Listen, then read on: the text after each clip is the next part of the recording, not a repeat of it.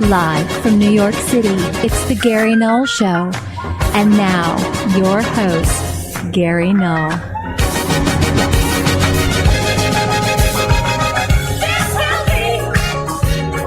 Everyone, I'm Gary Null. Today we're going to talk about diets rich in blueberries yield diverse benefits. That's according to the Gerontological Society of America. That's one of about 12 major important studies that we'll be revealing and sharing with you how to live a longer and healthier life. And always cutting edge. All of our information supporting a natural and alternative lifestyle, meaning being healthy, is actually supported by good quality peer-reviewed science. That's why I always cite the references. Then, as promised yesterday, I'm going to give you a composite look at what our country has been engaged in for the past 3 years. The effort to delegitimize the election of Donald Trump or impeach him based upon the allegations that he absolutely positively, without any question, according to CNN, NBC, and all the major media, MSNBC, the New York Times, Washington Post, that he actively colluded with Vladimir Putin in hacking the DNC and swinging the election away from Hillary Clinton. You've heard one side. Because I am not supporting either the corporate Democrats or Republicans, I'm an independent, I will look at the actual facts and share those with you today in a way that hopefully will make sense. And that's coming. Also today, time permitting, we're going to take a look at the fact that the United States government has in the past and is still experimenting on its own population. I gave a clip yesterday with Bill Clinton apologizing for how bad it was. But my original studies are what helped lead to that apologies and exposing in 2 major cover stories in a national magazine that prisoners, soldiers, people within the African American communities were being used as human guinea pigs without their knowledge. And some horrendous studies were done. What if I told you that we believe that the Lyme disease that is epidemic today, over 300,000 cases per year, and this goes back over 30 years, is occurring because, and in no small measure because, what happened in secret biological weapons testing at Plum Island. And we're going to have a little commentary on that. So we have a lot of interesting things to share with you today. And now you can watch our program by going to Progressive Radio Network Facebook. That's Progressive Radio Network Facebook. Also, as of today, when we have a clip, you'll see the clip, so it won't just be the audio. For a lot of people, they'd like to see who's making the comments.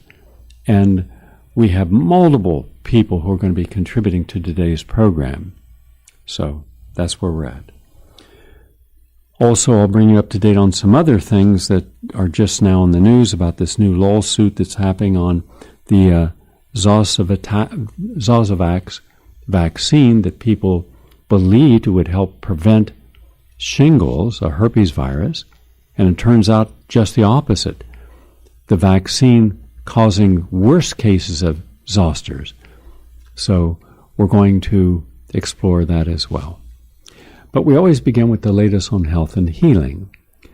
There's a whole collection of new studies in the journals of gerontology and biological sciences and medical sciences that further quantifies how blueberry consumption can contribute to a healthy aging.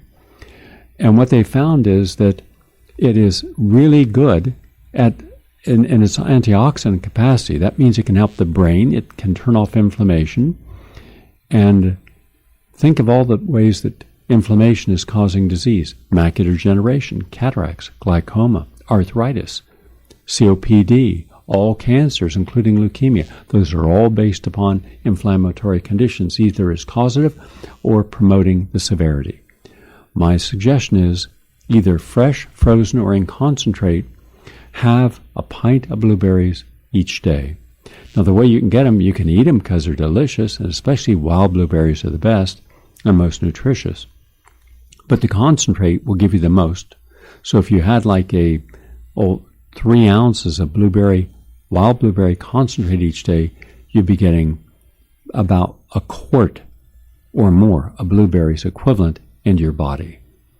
Also, from the University of California at Irvine comes a study about how cilantro, that's Italian parsley, works against seizures. So new research uncovers the molecular action that enables cilantro to effectively delay certain seizures common in epilepsy and other conditions. The study, published in the FASEB journal, a scientific journal, explains the molecular action of cilantro as a highly potent channel activator. And this new understanding can lead to improvements in therapeutic benefits. Now, if I were to do 2 things together, actually 3, to help with seizures and to help with brain aging, in migraines, I would use a neuromagnesium. That would be number 1. I would use a COPD oil, or the most powerful of the natural cannabinoid oils from cannabis, and cilantro. And I would take cilantro, fresh cilantro, maybe a bowl of fresh cilantro, because when you actually juice it, you're going to get a tiny speck of juice out of cilantro. Same with parsley, because it's mainly fibrous material. So I wouldn't juice it, I would blend it. And I would blend it with some chlorophyll. Ideally, you have 2 major chlorophylls. Actually 3. Wheatgrass juice, which is terrific. You could use 2 ounces of wheatgrass juice, or 2 ounces of spirulina, or those would be the 2 that I would recommend. All right, there are others, but that would be my choice. I would then take those all together. And just recently, there is a person listening to the show right now whose daughter had been having up to 100 seizures a day, and had them since she was vaccine injured as a child, from age 3. She's 14 now, and was seeing 7 physicians on 16 medications. And when I asked to see the medications, many of them had suicide as a side effect. And one day, about a month ago, she walked right out of a 3rd-floor window. Fortunately, she wasn't killed. She was unaware. That's what the medications do. So I put her on a protocol, and she just sent me a letter, and I'm going to post the letter saying that she hasn't had a seizure since. She now has eye contact. Before she didn't. She would look down. She could not communicate. She had special learning in school. She had to be told what to do all the time or she wouldn't do anything. Now she's self-motivated. And they've taken her from all those medications down to just 3. And if she continues to improve, they'll take her off all medications probably within the next 2 or 3 months. Now, that's what I see all the time. But mainstream medicine will take cilantro, try to find the therapeutic molecular structure, and then use that into a medication so they can patent it. That's the problem. So you want to reduce cellular excitability. It's part of the potassium channels that also can help, but magnesium is terrific, especially what is called neuro, as a neurological magnesium. It's one of the best things you can do to help with convulsions, with seizures, with brain tumors as well. From the University of Laval in Quebec, high-dose vitamin D is shown to slow diabetes progression. Now, we have an epidemic in the world of diabetes. In the United States, per population, we have the most diabetes of anyone in the world and the most obesity. And we shouldn't, because we're smarter than the choices we make. And frequently when I counsel people, I'll see that, why are you doing this? Why are you eating this? You know that's not good. And everyone has an excuse. But at the end of the day, disease does not care about your excuses. Death does not care about your excuses. You put yourself in very precarious position. So this article, published just this week in the European Journal of Endocrinology, documents an association between vitamin D among newly diagnosed type 2 diabetes patients, or those at risk of diabetes, prediabetes, and a reduction in the progression of the disease.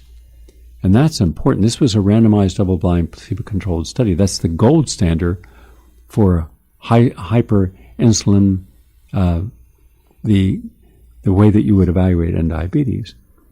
So it made a difference. So vitamin D, if you're pre or diabetic. From Punjab University in India comes a study about Ginkgo, Ginkgo biloba, Biloba. It attenuates aluminum lactate-induced neurotoxicity. Now, at my premiere this past Sunday, afterwards, I had so many people wanting questions answered. I spent 3 hours, 1.5 indoors, and then 1.5 hours outdoors. We filmed it. We're going to get that film up to you so you can watch it. We currently posted 2 films of 2 demonstrations, one on vaccine and one on 5G. They're out there so you can benefit from them. And again, they're free, and you can get the highlights of why it's important. And I was told that tonight, though I have my own radio show at 7 o'clock, do the Progressive Commentary, and we have a really interesting guest. In fact, we're going to be talking, I'm going to have our executive producer discuss this, but cognitive dissonance in the Democratic Party's foreign policy and the myth of American exceptionalism. And we're going to have Danny Haifong on. He's a journalist, political analyst, and social activist, and he's part of the Black Agenda Report group. So that will be very interesting, because I'm going to talk to him about each one of the candidates' foreign policies, and they're most all the same. And that's very, very troubling. In any case, so back to this issue, this gentleman came over to me and was asking about, he's a federal police officer, and he says that his daughter, he doesn't want to get vaccinated because he's up to date on all the articles. He's read all the articles. He watched the documentaries. He and his wife have spent thousands of hours studying. They're really educated. What do you do if you can't move and you can't homeschool? And so one of the things I told him to listen to, and I would deal with it, is on an upcoming program, I'm going to tell you all the things you can do. Now, I'm telling you one thing right now, Ginkgo biloba, because it helps eliminate the aluminum lactate-induced neurotoxicity. And that's important, because a lot of people have aluminum in their body, especially in cooking utensils and wrapping and freezing of frozen foods and in different industries due to its cheapness and abundance in the environment. But you can also end up becoming exposed to it, and it promotes the aggregation of the amyloid beta plaque in the brain, which is the main pathological marker of Alzheimer's disease. And it's very common in children who've received, in babies who've received all these vaccines that contain aluminum as an adjuvant. The adjuvant makes the vaccine more powerful. So that's just one of many things that we can show people do. There's a lot of homeopathic zeolites that I'll get into on an upcoming show. From University Medical College in China, sedentary lifestyle is linked to depression. A new analysis of previous studies ties too much sitting time at a computer or lying around and watching TV to a greater risk of depression. So based upon dozens of studies covering hundreds of thousands of participants, Chinese researchers found that sedentary behavior was linked to a 25% higher likelihood of being depressed compared to people who were not sedentary. And the report was published in the British Journal of Sports Medicine. Also, from the Federal University of Vicosa in Brazil, carotenoids lower lipid oxidation and DNA damage in middle-aged men, meaning your carrots, celery, cucumbers, red, yellow, orange peppers, squash, zucchini. These are great. And also a lot of the very colorful vegetables and leafy vegetables, they're rich in carotenoids, which are converted into vitamin A in the body. So daily carotenoid intake lowers lipid and oxidative stress markers in men. And so that's good. So take your veggies, eat your fruits, get your carotenoids, and it can help. Lycopene, lutein, xanthine, carotene, A-carotene, all of these carotenoids, particularly the beta-carotene, are impacting your cholesterol level and triglyceride level. Also from New Zealand Institute of Plant and Food Research comes a study today that the New Zealand black currant is good for your brain. Research has shown that New Zealand black currants are good for keeping us mentally young and agile, and the finding that could help have potential managing mental decline associated with aging populations, or helping people with brain disorders such as Parkinson's disease or depression. So that's important. So you can get these black currants. Black currants are not difficult to get. And you get dry black currants. That's probably the best way. And almost every health food store has black currants, red currants. Get them both. They're rich in the nutrients, and they also reduce the activity of a family of enzymes called monoamine oxidases, which regulate serotonin and dopamine concentrations in your brain. And these chemicals are known to affect your mood and cognition, and are the focus of treatments for both neurodegenerative symptoms like Parkinson's and mood disorders, including stress and anxiety. So, want to be less stressed, want to have less depression, want to have a better brain, have a full serving each day of black currants. All right, that's the latest on health and nutrition. We're going to take a quick break. We're 16 and a half minutes into our program. We're going to come back and we're going to take your calls, at least maybe 2 or 3, depending upon what the calls are and how long it takes me to answer them. Please stay with us.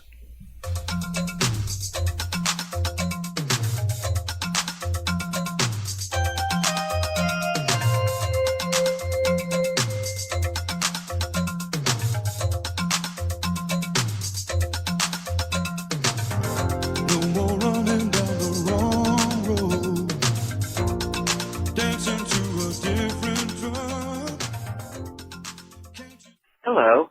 This call is for Gary and the Gary Null Show. Gary, hello. This is Jason calling from Brooklyn. I'm a big fan of yours, and I've learned so much over the years. I was seeing if you could address the subject of birth control pills and what you feel the dangers, if there are dangers and effects and dangerous effects and side effects, and what the long-term problems of use can be. Okay, thank you. Bye. Well, birth controls pills have a lot of risks, and I'm opposed to them. I believe that there are other barrier methods that are more effective, and especially with what we know today, so we could not be spreading sexually transmitted diseases, and also we would not have unwanted pregnancies. There are different types of contraceptive pills. They all contain synthetic forms of the hormones estrogen, progesterone, and or both. If you look at the scientific literature, there's about a 9% failure rate. So even with birth control, you can still get pregnant. But you ask about what are some of the effects of the side effects. Well, not side effects. The actual effects are common, such as intermenstrual spotting. That means you're bleeding in between your periods. Nausea, breast tenderness, headaches, migraine, weight gain, mood changes, missed periods, decreased libido, and a lot of women have the vaginal discharges, which are very thick, discoloration, yellow, orange, very difficult smell, and also changes in eyesight for those using contact lenses. Those are just some, and then massive yeast overgrowth. I've worked with probably 20,000 women with health issues, and that is a very common situation because yeast infections are far more common among women on birth control, and there is some concern that various vitamins and minerals are depleted in birth control pill users, especially the B complex, folate, which women really need, B2 and B6, B12, vitamin C, and vitamin E. Now, especially folic acid, B6, B12, and vitamin C are necessary in women to keep a homocysteine level lower, because when your homocysteine gets around 15, 16, 17, you're at a much greater risk of having a heart attack or stroke. So you want to have minimal, I would say 500 micrograms to 1,000 micrograms of folic acid and B12 each day, 3,000 milligrams of vitamin C, a minimum, and 50 milligrams of B2, B6 each day, and 400 units to 800 units of vitamin E. You're also going to be less in minerals. Birth control will frequently cause malabsorption of selenium, zinc, and magnesium, and your most important mineral in the world is magnesium. It's what relaxes your muscle. It helps maintain a healthy heart. I get people all the time who have irregular heart rhythms, which leads to a greater likelihood of having a heart attack. Magnesium, carnitine, coenzyme Q10 are able to help with a lot of irregular heartbeat, normalize it. And in women taking birth control pills, this is very common, AFib. And one study that I'm aware of focused solely upon vitamin B12 and found birth control pill users had consistently lower vitamin B12 concentrations than non-users. And and there are even more really serious cancers. A combined pill can increase the risk of cardiovascular problems like blood clots, deep vein thrombosis, a clot in the lungs, a stroke, or a heart attack. And ovarian and endometrial cancer appears to be less likely among women who use the pill. But breast cancer, there appears to be a slightly higher chance of breast cancer developing in women who have recently been using the contraceptive pill, and especially if they started using it during their teenage years. So, and then cervical cancer. Long-term use of the pill has been linked to a higher risk of cervical cancer compared to those who haven't, and liver cancer. Oral contraceptives have been linked to a higher chance of developing benign liver tumors. And so, mind you, those are just some, but not all the problems that you can face. So I would suggest not using them. I believe that women should be empowered, but I also believe that they should be given information from non-biased sources. And the medical industrial complex is selling billions of dollars in birth control pills each year when there are other safer and equally protective birth control barriers. We'll take another call. Hello, Gary. My name is Warren. I'm from New Jersey.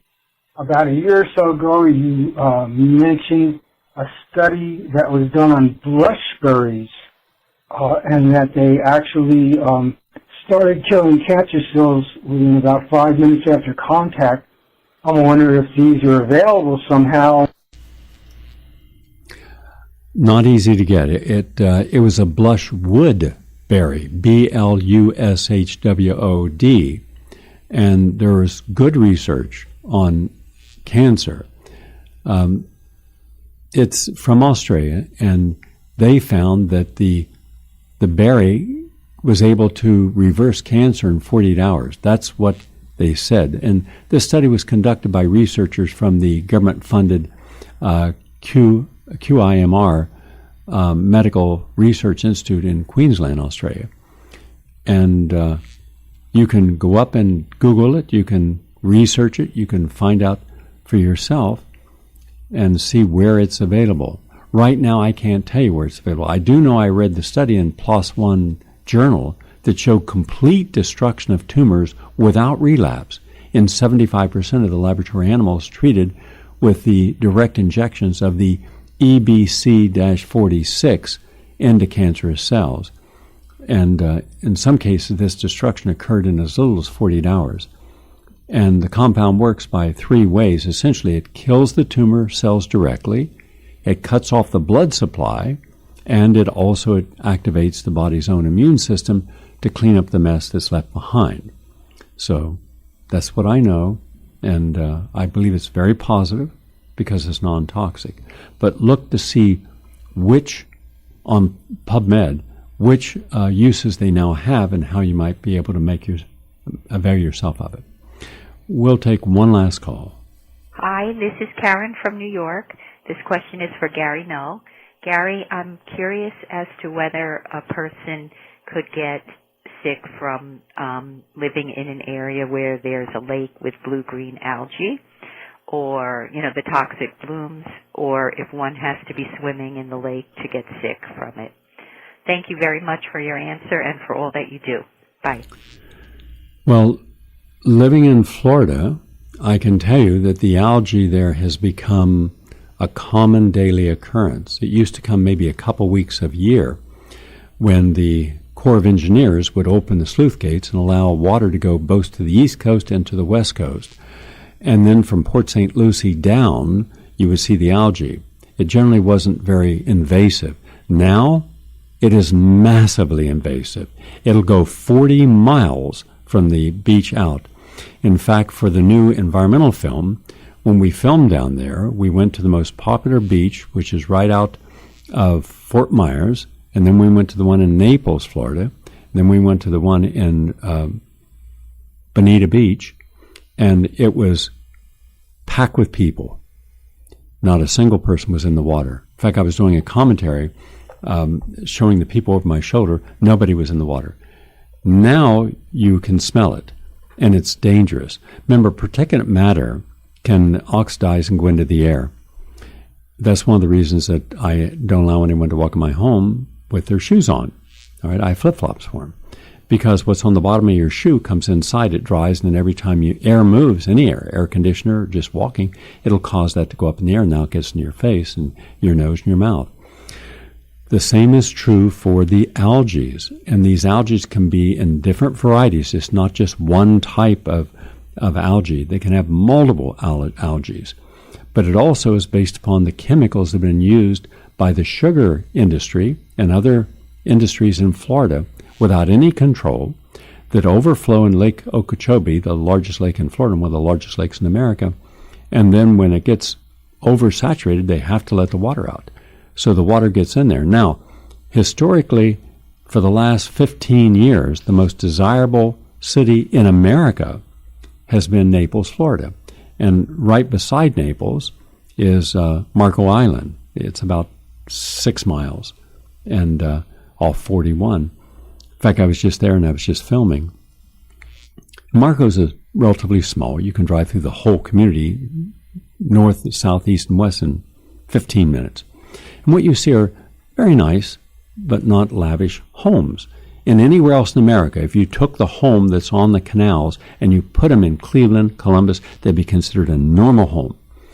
$150,000. You put there, they're $1 million and up. But out the back door, they have a canal, and you can have a boat, and people go out, and not big yachts, but boats.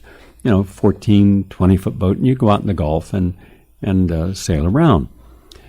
Now the algae has taken over these, and with it the dead fish. We're talking about not thousands or hundreds of thousands, we're talking about millions of dead fish and hundreds of mammals.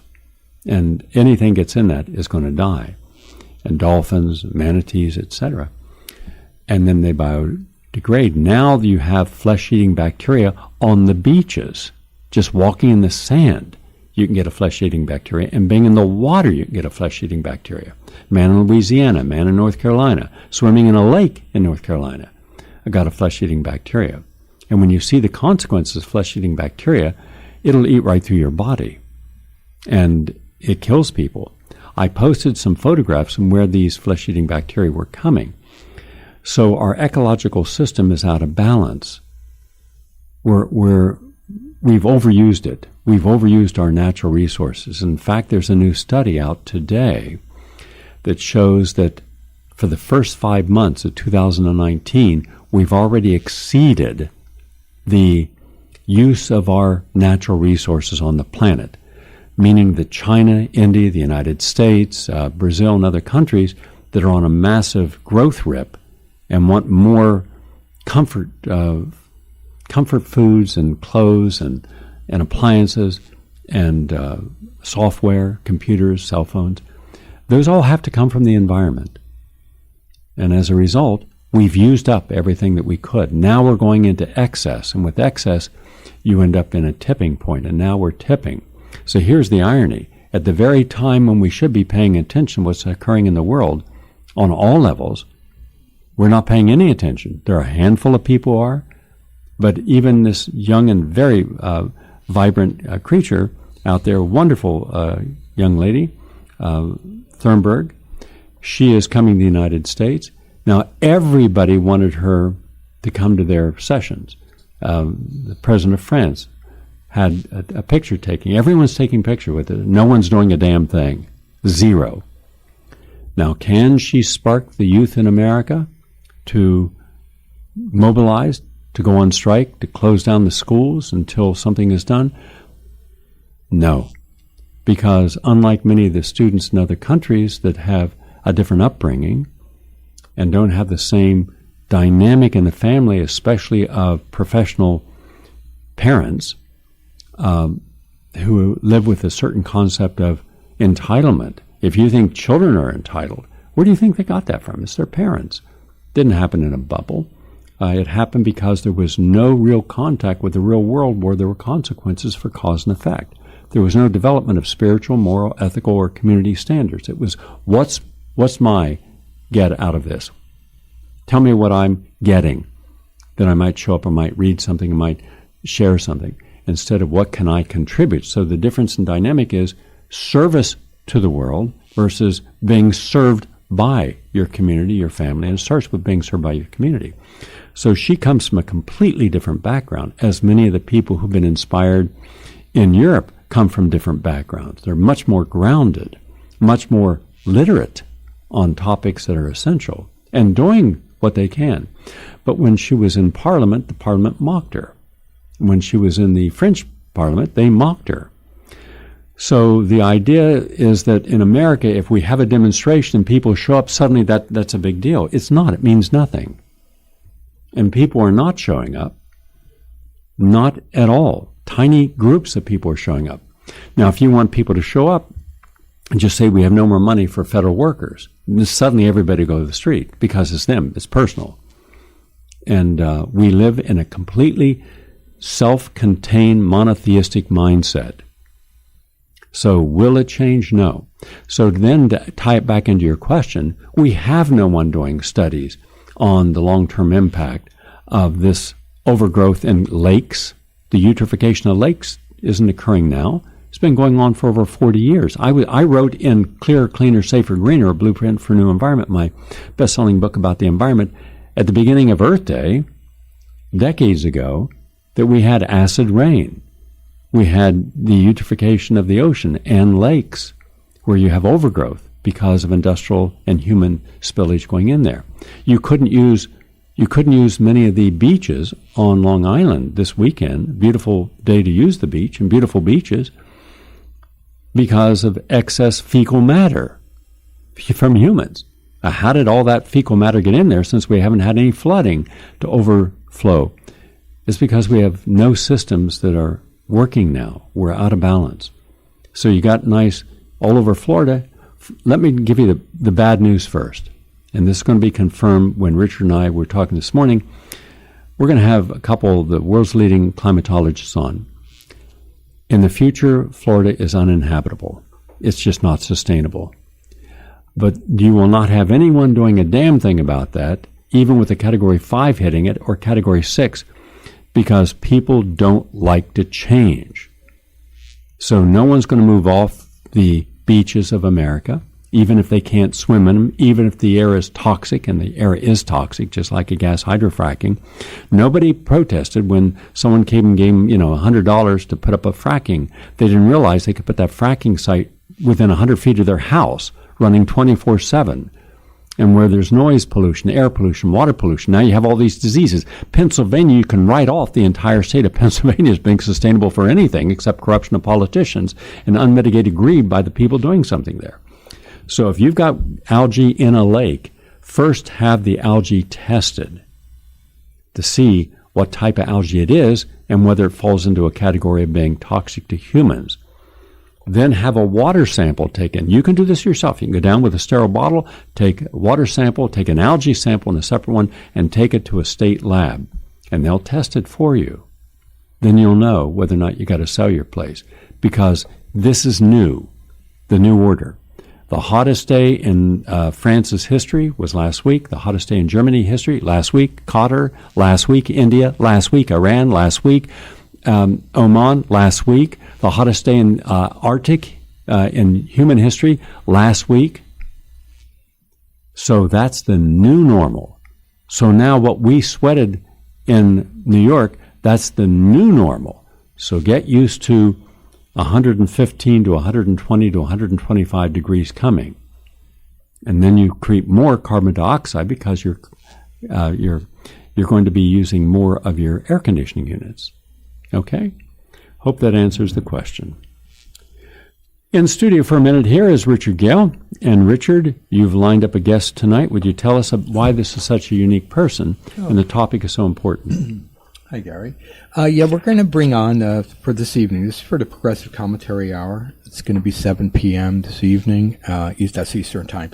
We're going to speak about the guest is Danny Heipfong.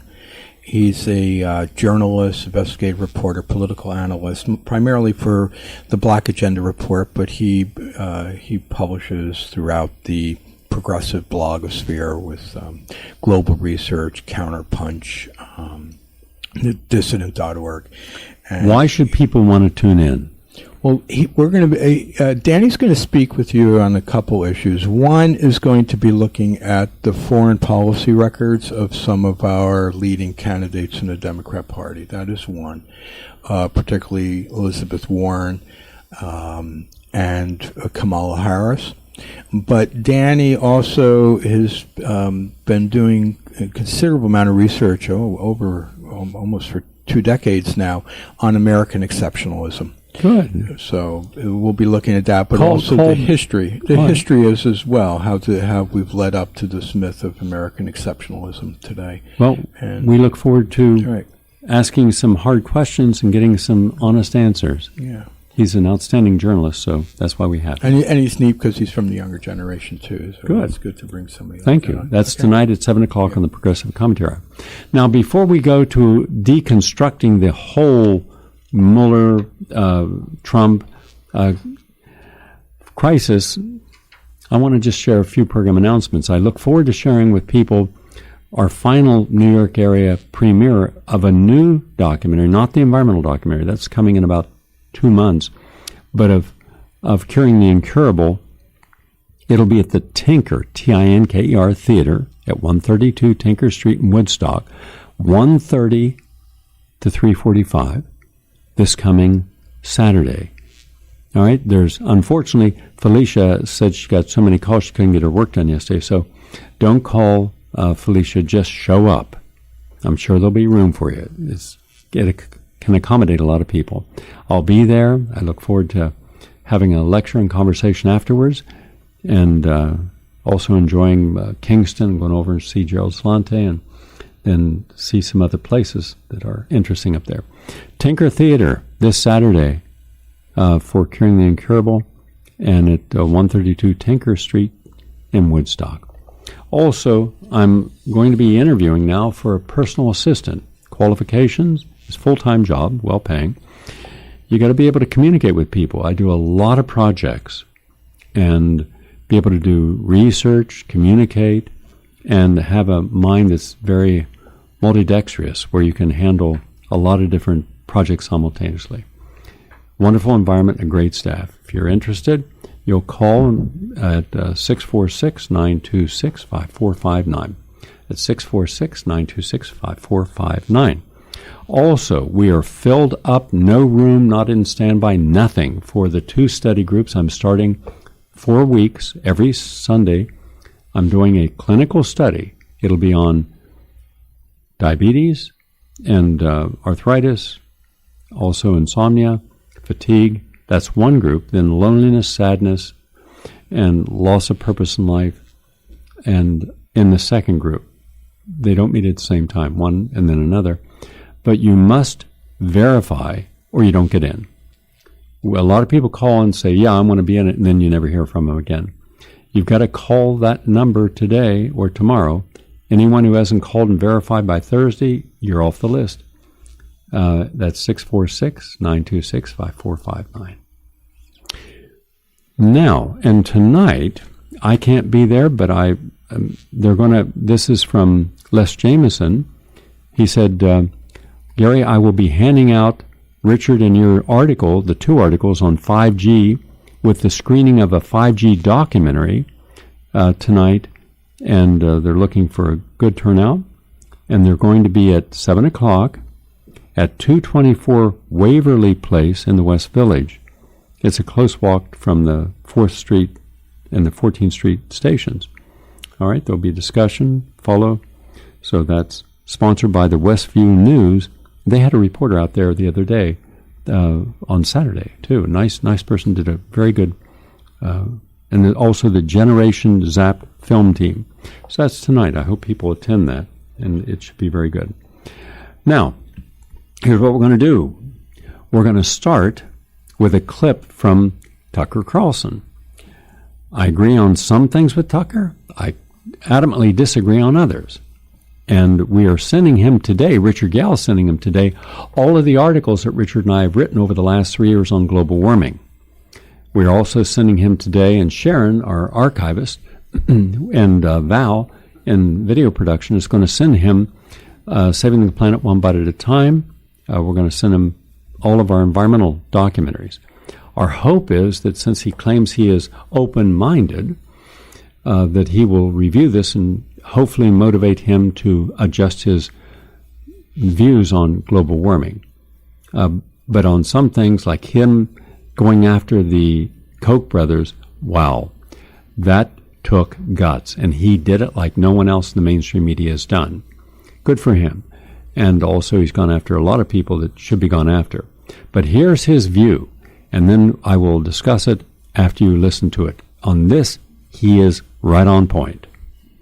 The Russia hoax ended yesterday, we can say that. It ended not with a bang, but with the muddled half-memories of a fading old man slipping in and out of focus. America sat transfixed by Robert Mueller's halting testimony before Congress.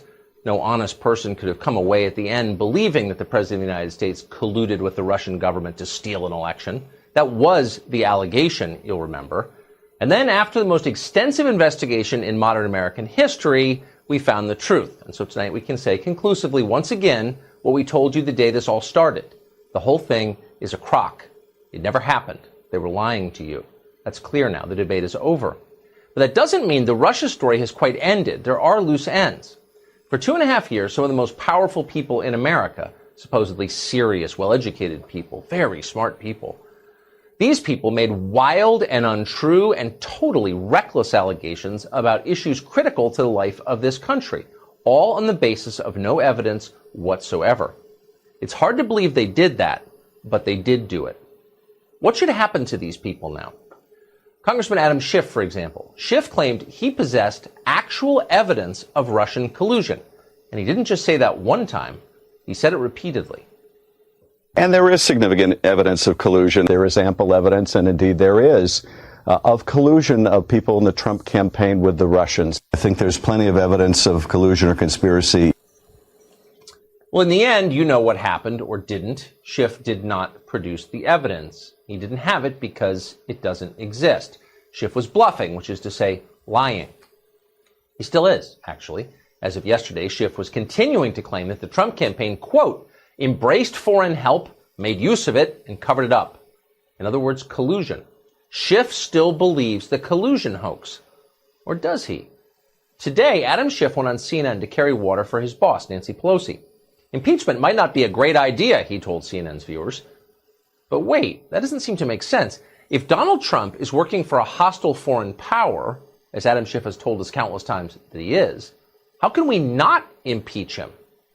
No one on CNN asked Adam Schiff to explain that contradiction, unfortunately. Not that it matters, because think about it for a second, and you'll see exactly what's going on. Adam Schiff never believed a word he was saying. about Russian collusion.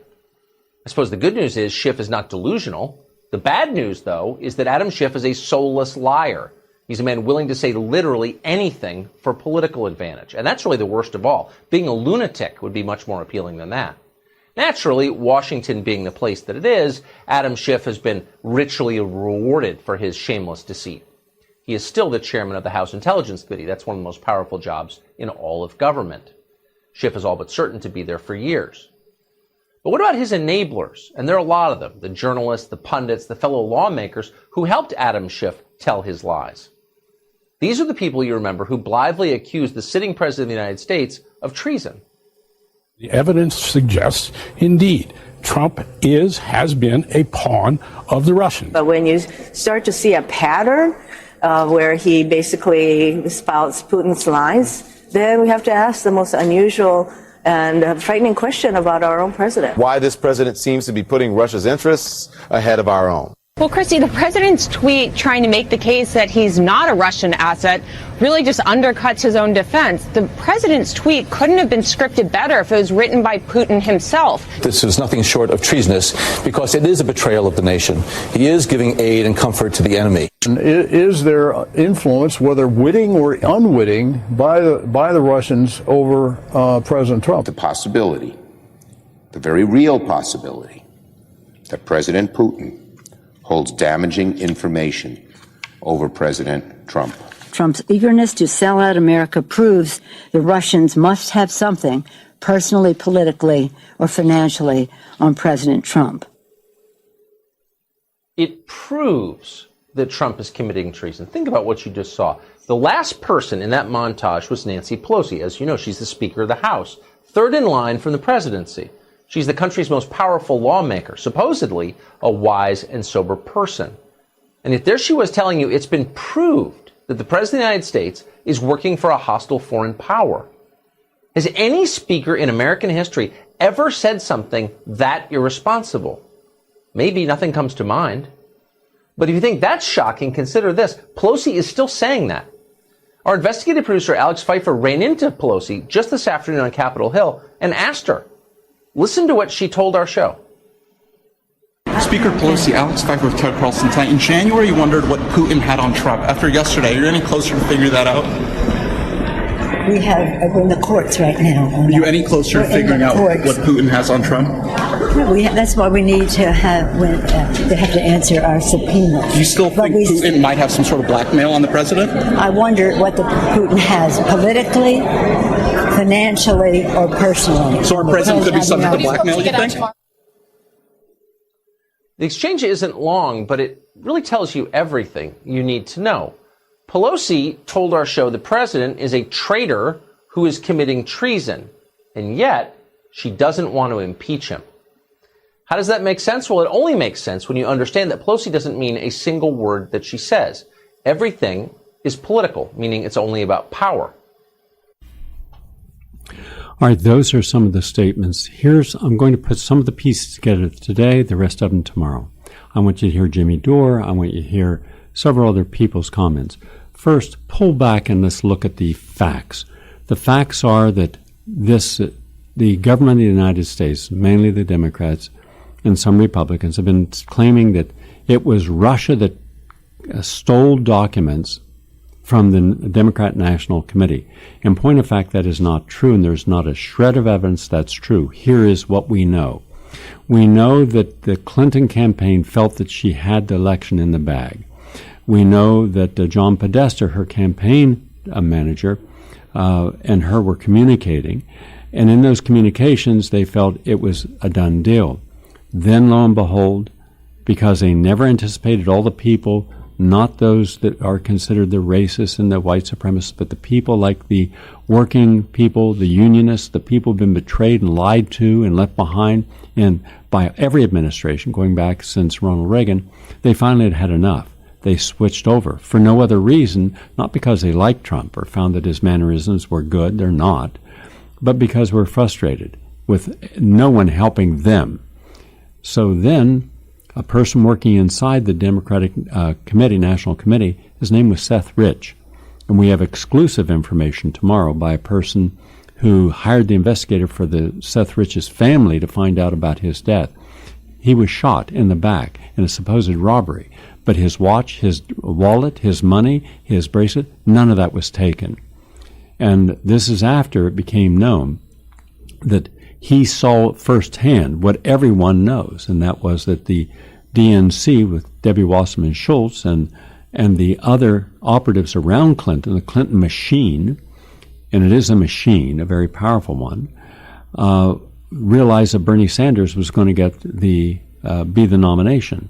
And Bernie Sanders would have beaten Trump, handily beaten Trump. He's far more progressive and far, far more dynamic, and he would have gotten the youth out by the tens of millions. But they changed it, they lied, they cheated, and they gave it to Hillary. Seth was inside. He saw this. He took all this information, documents and thumb drive, downloaded information, and he gave it in a park across from Washington University, or American University, to a man named Murray, Craig Murray, who had been a former ambassador to Great Britain. Murray, in turn, gave that information to Julian Assange. Assange then published it. And the publication of that information showed that Hillary Clinton was engaged in all these dirty deals. I mean, it was over 32,000 emails. That embarrassed Clinton. Now she was on the ropes and getting bad press based upon all the things she had said, which were out and out lies, about the real reason that Gaddafi had to go. It had nothing to do with him being a threat, but it was for the gold and the oil. And how she was secretly working on the Trans-Pacific Partnership and the TTIP in secret. All the things she was doing behind the scenes were in emails. That's what was there. Now, a group of Wayne Binney and Ray McGovern, 12 outstanding intelligence experts who are not a part of the Democrat or Republican machine, analyzed the data and said it was not humanly possible to have downloaded all that information. The Russians couldn't have done it. And it was not possible. An individual had to do it inside. They claimed it had to be a person inside. That was Rich. So, Rich gets killed, and then Comey covers for Clinton's misdeeds and out breaking the law. But then they realized that since Trump was going to get elected, Hillary Clinton paid over $1 million to have a bad dossier done on Donald Trump, alluding that somehow the Russians had filmed him or had information of him having sex in a hotel room and doing business. None of it was true. And this man named Steele got $1 million from Hillary Clinton, then turned around and got money from Fusion GPS, the one that Muller says he doesn't remember anything about. Fusion is an organization that helped get all the dirty information. They pay for and then the FBI was aware of this. So 3 different people were paying one guy to create a false dossier. And then when this dossier was looked at by a high-ranking person in the State Department, that woman, went to people in the FBI and the State Department, said, this is all lies. Now, mind you, so now the FBI knew that it was lies, but it was handed off to John McCain, and McCain is then the one that supposedly gave it to people. But it was filled with lies, but those lies were not disclosed, and its bias was not disclosed, and it was a political operative working for the Clintons that was not disclosed to the FISA judges. So Comey lied about signing off that this had been vetted for accuracy. It had not been. That then became the basis, the dossier, of justifying Mueller's investigation of collusion with Russia. There was no collusion. In fact, it's been shown repeatedly that Israel has had far more to do with manipulating our elections than Trump. Now, they did multiple go-backs to spy on people by continuing to reauthorize that, getting judged to authorize by saying that it's accurate. It's never been accurate. Now what we have is we have an independent federal prosecutor bringing people into a federal grand jury and who are involved in this to expose all this.